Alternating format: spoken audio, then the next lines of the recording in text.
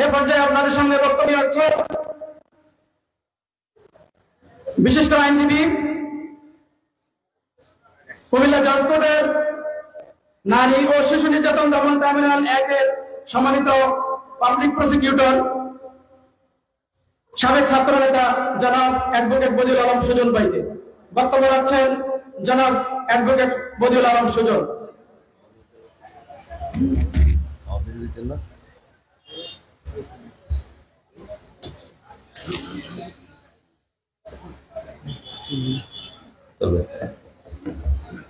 আউযু বিল্লাহি মিনাশ শাইতানির রাজীম। বিসমিল্লাহির রহমানির রহিম। বাংলাদেশ জামাতে ইসলামী গোবিন্দপুর ইউনিয়ন কর্তৃক আয়োজিত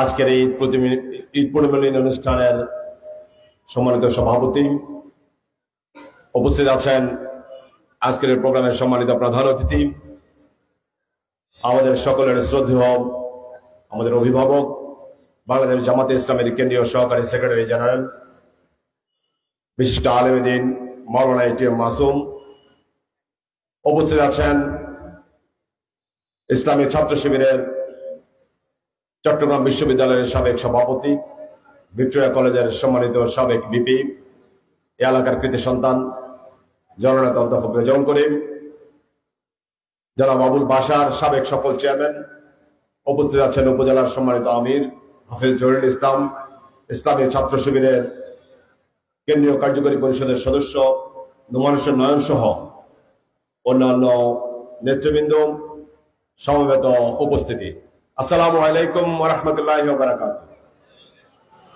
ইতিমধ্যে ঈদের আমেজ আপনাদের অডিয়েন্সে পৌঁছে গেছে, তাই তো? সকলকে ঈদের শুভেচ্ছা, ঈদ মোবারক। এবং ঈদের খাওয়াও আপনাদের সামনে আছে। সম্মানিত ভাইরা, একটি প্যাসিস্ট এবং জালের মুক্ত পরিবেশে আমাদের এবারের ঈদ, সেজন্য এবারের ঈদে যুক্ত হয়েছে একটি বাড়তি আনন্দ, ঠিক না?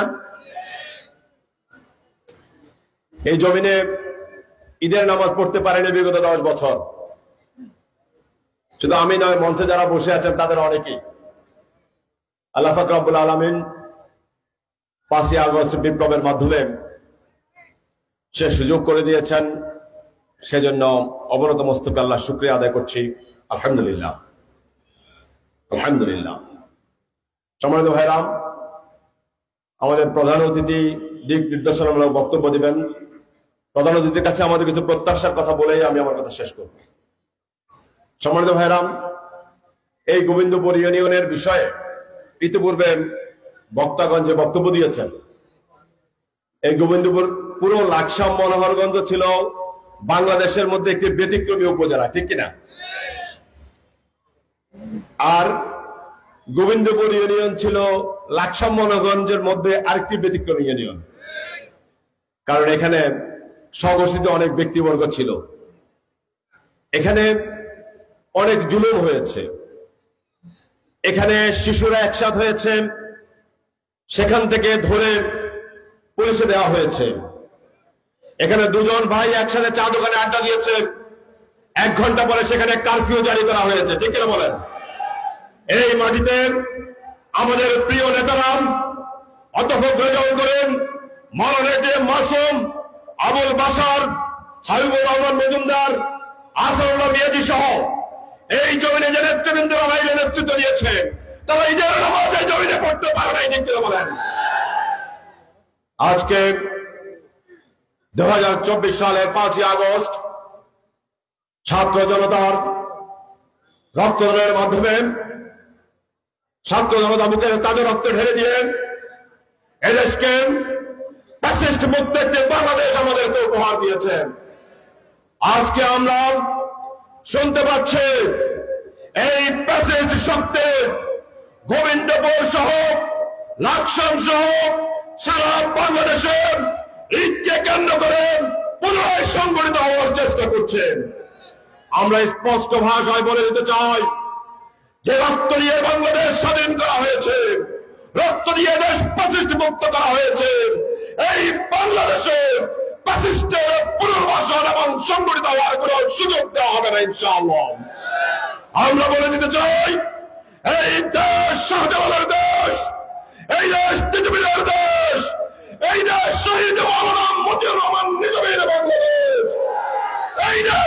আল্লামা দেলোয়ার হোসেন সাইদির বাংলাদেশ এদেশে কোনো চ্যালেঞ্জের স্থল হবে ইনশাআল্লাহ।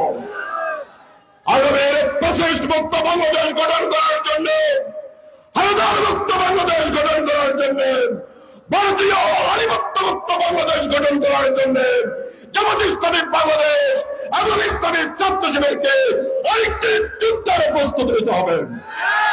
সেই যুদ্ধে ইনশাআল্লাহ গোবিন্দপুর ইউনিয়নের নেতাকর্মীরা নেতৃত্ব দেবে ইনশাআল্লাহ। আমি প্রধান অতিথির কাছে বিনীত আবেদন করতে চাই, রক্ত দিয়ে দেশ স্বাধীন হয়েছেন, শত সহস্র মায়ের অশ্রুর বিনিময়ে দেশ স্বাধীন হয়েছেন, হাজার লক্ষ মানুষের কামড়ের বিনিময়ে দেশ স্বাধীন হয়েছে। এদেশে আমরা একটি বাসযোগ্য বাংলাদেশ চাই, আমরা একটি হারাহারি মুক্ত বাংলাদেশ চাই, আমরা সুদ ঘুষ দুর্নীতি মুক্ত বাংলাদেশ চাই, আমরা বিচার বিভাগের স্বাধীনতা মুক্ত একটি বাংলাদেশ চাই, আমরা চাই একটি সুন্দর অর্থনৈতিক ব্যবস্থা গড়ে উঠেছে বাংলাদেশে, আমরা দারিদ্রতা মুক্ত বাংলাদেশ চাই, আমরা খুনমুক্ত বাংলাদেশ চাই। সেই বাংলাদেশ গঠন করার জন্য আমাদের কেন্দ্রীয় নেতৃবৃন্দ ইতিমধ্যে সংস্কার প্রস্তাব দিয়েছেন।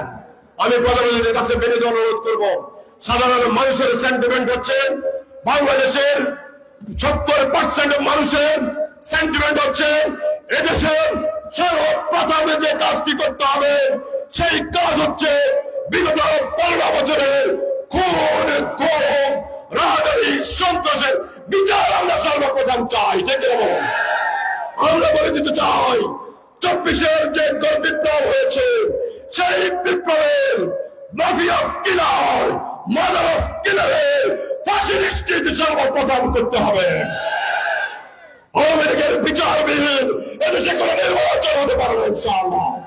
আমরা অনুরোধ করতে চাই, সরকার পর হচ্ছে আগামীর যে নির্বাচন হবে সেই নির্বাচন অবশ্যই কারাগার মুক্ত নির্বাচন হতে হবে, সেই নির্বাচন অবশ্যই মস্তান মুক্ত নির্বাচন হতে হবে।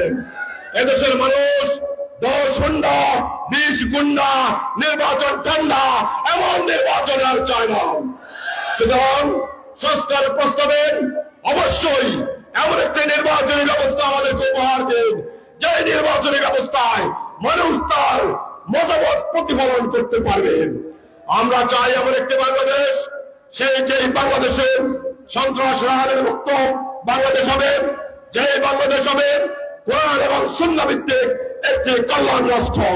এমন সংস্কার প্রস্তাব আপনারা দিয়ে আসবেন, এমন সংস্কার প্রস্তাব বাস্তবায়ন হয়েই তারপরে নির্বাচন। ঠিক বলেন। আজকে সম্মানিত প্রধান অতিথি আমাদের এই বিষয়ে সুস্পষ্ট দিক নির্দেশনা দিবেন, এই প্রত্যাশা রেখে আমার বক্তব্য এখানে শেষ করছি। আসসালামু আলাইকুম ওয়া রাহমাতুল্লাহ।